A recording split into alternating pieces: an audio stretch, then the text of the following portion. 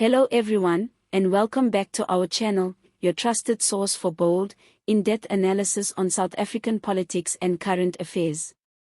If you're passionate about justice, land reform, and leadership accountability, then make sure to hit that like button, subscribe, and join the discussion in the comments below.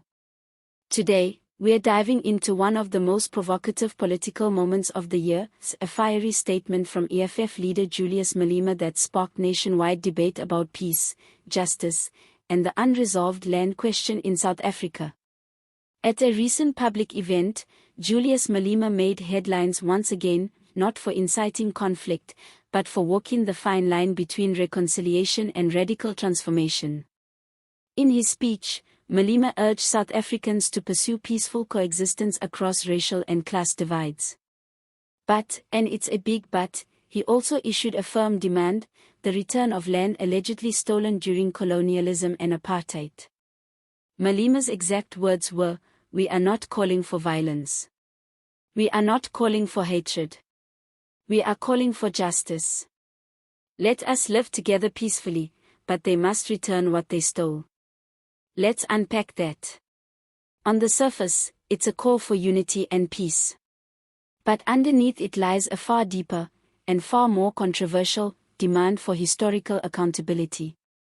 Malema made it clear that white South Africans are not being targeted as individuals, but that they remain the beneficiaries of an unjust system, one that violently dispossessed millions of black South Africans of their land and dignity. This statement immediately split public opinion. Supporters of Malema have applauded his message, calling it visionary and bold, a perfect blend of justice-seeking and non-violence. They argue that South Africa cannot move forward until the land issue is dealt with honestly and decisively. They say it's not about hatred, it's about healing through restitution. But critics, both in the political arena and on social media, say Malema's language, while carefully chosen, could still stoke racial tension and fear. Some believe that by framing land reform as returning what was stolen, Malema is reigniting old wounds without offering a clear or practical solution. And here's where things get even more complicated. Land reform in South Africa is not just a political slogan. It's one of the most sensitive, emotional, and historically loaded issues in our national discourse. From the 1913 Land Act to forced removals under apartheid, the brutal reality is that the majority of the land was seized from black South Africans and redistributed to white settlers. Even after democracy in 1994, land ownership patterns have barely shifted. According to government statistics, white South Africans, just 7% of the population, still own more than 70% of privately held farmland. Efforts at land redistribution have been painfully slow, plagued by bureaucracy, corruption, and legal battles. The constitutional clause that allows land expropriation without compensation has yet to result in meaningful change.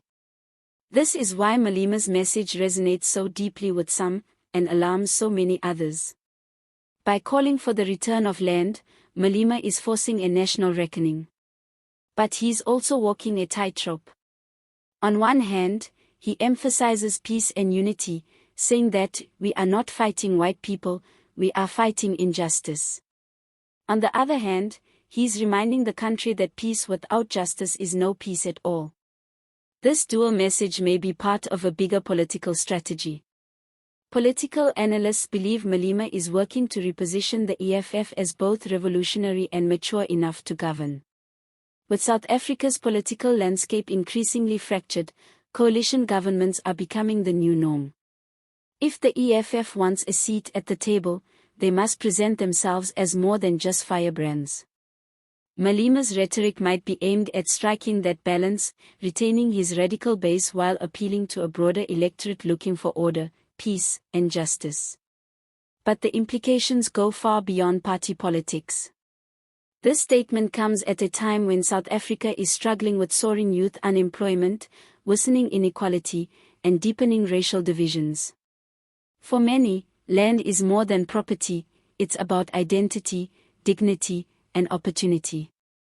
The inability to own land has kept millions of Black South Africans trapped in poverty, while wealth, often passed down through generations, remains concentrated in the hands of a few.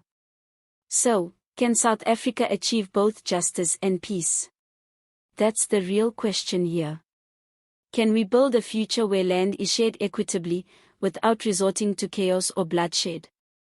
Can we confront our history honestly without tearing each other apart in the process? Some would argue that Malema's speech is a step in the right direction, a hard truth wrapped in a call for peace. Others see it as dangerously ambiguous, a message that could be interpreted as either a call to dialogue or a call to reclaim by any means necessary. Let's not forget, this isn't the first time land reform has taken center stage in the EFF's platform. Malema and his party have long called for expropriation without compensation, and their red berets have marched through parliament and the streets demanding land justice. But translating slogans into sustainable policy is another matter entirely. The real test will be whether this renewed focus on land leads to legislative reform, or if it just fuels the cycle of rhetoric, resentment, and resistance.